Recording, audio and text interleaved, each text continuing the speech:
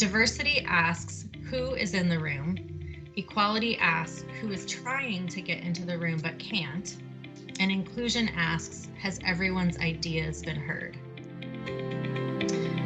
I felt really passionate about joining this group because I wanted to have a voice, and I think that we have so much potential at Greystar to be a more inclusive company. I faced many hurdles growing up, being gay, being a dreamer, knowing kind of deep down that the name Carlos at the very top of my resume was likely a contributing reason to me never really getting calls for interviews. And so my goal is to do what I can to limit how much those same things can affect other people in similar circumstances. One thing that a lot of people actually do not know is that I do have what we would consider an invisible difference, or a learning disability. So I've grown up with severe ADHD, and so with that, oftentimes have felt alone or felt like I shouldn't go after that promotion. It's going to be too difficult, or what obstacles I might face.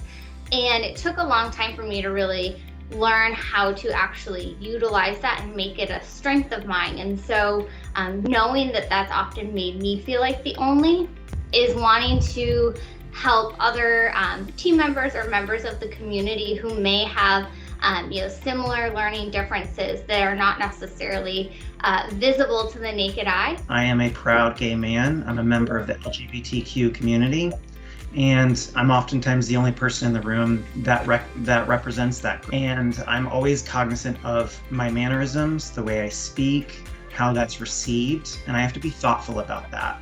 Those feelings never leave you, and they forever change you as a human being. I feel like the mindset has always been to avoid talking about deeply rooted social norms that suppress people. But the more conversations that we have and that more diversity of thought is created, there's more innovation.